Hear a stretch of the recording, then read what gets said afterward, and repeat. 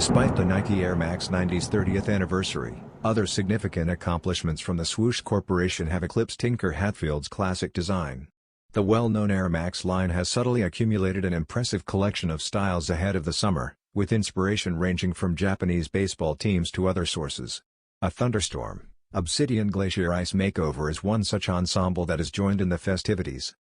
Although, on paper, the color scheme is consistent with Nike Sportswear's seasonal finishes, a cursory look at the Air Max 90 reveals a better presentation. A seemingly molded construction takes the place of the sneaker's running-informed design. Up top, the layout is largely smooth and has a dark blue color with a textured pattern throughout. The majority of the midsole and outsole combo favor a pitch black finish, which gives the sole unit some familiarity underfoot. Take a look at the official look of the Thunderstorm colored shoe. Pairs ought to be available on Nike.com by October.